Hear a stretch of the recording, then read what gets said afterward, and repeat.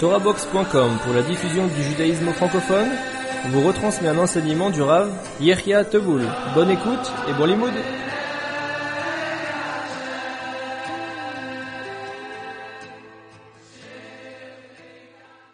Dans la fête de Rosh Hashanah, l'action spéciale que nous accomplissons par rapport à toutes les autres fêtes, tout le monde l'a compris, c'est la mitzvah de la sonnerie du shofar. C'est une mitzvah qui s'accomplit uniquement pendant Rosh Hashanah, et c'est une mitzvah qui fait partie, en fait, des 613 mitzvot que Hachem nous a recommandé d'accomplir. À ce sujet-là, il est rapporté dans un pasuk, il est dit Hachem Elokav imo utruat melech bo, c'est-à-dire que David HaMelech disait Hachem Elokav, Hachem, le Dieu du clan d'Israël, il est en compagnie avec le clan d'Israël, il est avec le peuple juif, utruat melech bo, et la sonnerie royale, la sonnerie d'Hachem, la sonnerie du roi, et se trouve au sein de ce peuple-là. C'est-à-dire qu'en fait, on nous précise que il y a cette mitzvah-là de sonner le shofar qui a été commandée par Hachem, et elle se trouve au sein du clan d'Israël. Utruat melech bo. Et vous constatez que nous avons qualifié cette mitzvah-là comme étant la sonnerie royale, la sonnerie du roi, la sonnerie qui en fait désigne l'autorité d'Hachem.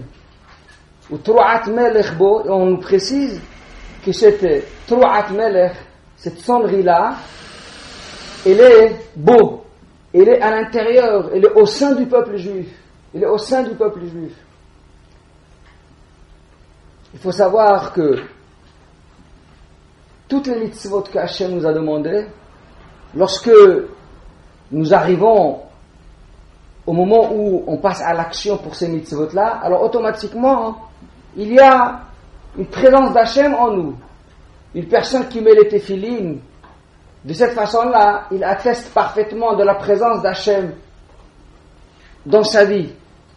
Lorsqu'une personne accomplit la mitzvah du lulav, eh bien de cette façon aussi, on nous montre que Hachem il est là, que Hachem il est au sein du clan d'Israël. Et ainsi de suite pour toutes les mitzvot de la Torah, nous arrivons à installer Akadosh Baruch Hu grâce à l'action de la mitzvah qui nous a commandé d'accomplir.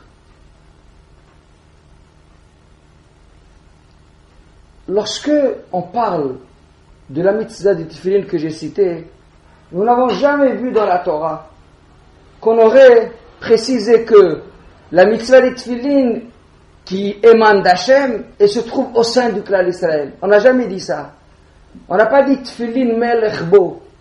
La Tefillin melech, ça veut dire la mitzvah des Tefillin, elle est au sein. On le sait qu'elle est au sein du clan d'Israël. Et nous savons que lorsque nous pratiquons cette mitzvah-là, automatiquement, on favorise la présence d'Hachem parmi nous. Mais en tous les cas, il n'y a pas eu de verset qui a affiché cette présence-là, justement parce que nous accomplissons cette mitzvah-là. On n'a jamais dit, par exemple, à propos de la mitzvah du mikveh, ou mikveh melech bo, que lorsqu'on accomplit la mitzvah du mikveh, eh bien à ce moment-là, il y a Hachem qui est présent avec nous.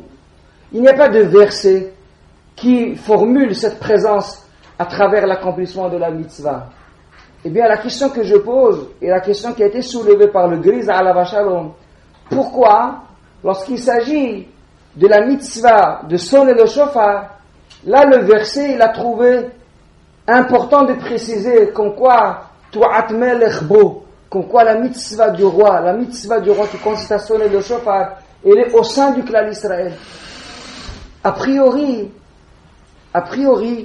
il n'y a pas d'autre exemple de mitzvah.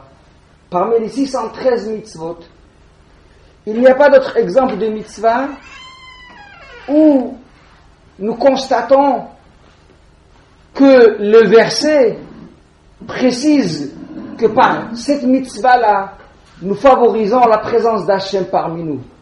C'est uniquement quand on arrive à la mitzvah de sonner le shofar, où il est dit Utru'at melechbo, la sonnerie du roi, la sonnerie de l'autre, d'Akadosh Baruch Hu, elle est au sein du clan d'Israël. Qu'est-ce que cela signifie?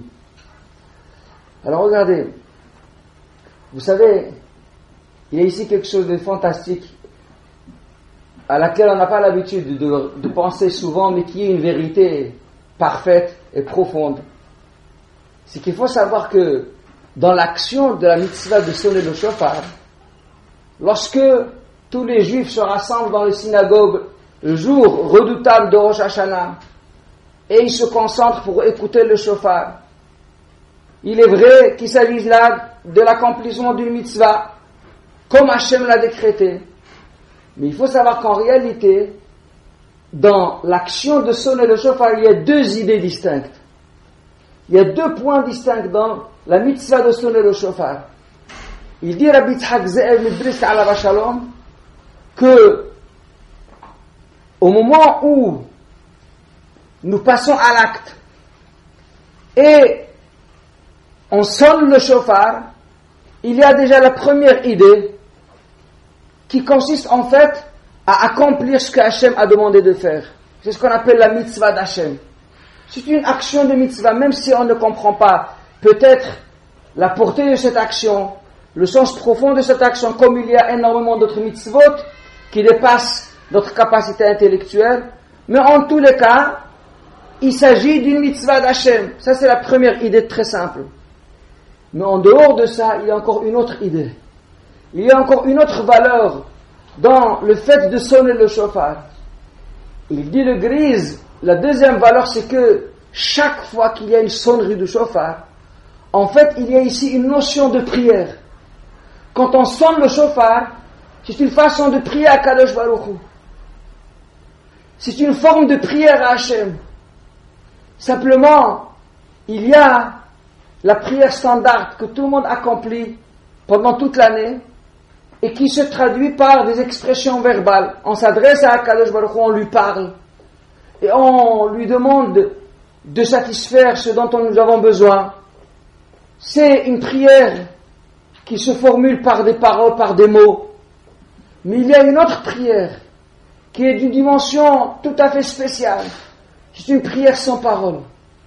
C'est une prière qui s'accomplit simplement par l'extériorisation d'une intériorité profonde, mais qui ne s'exprime pas verbalement.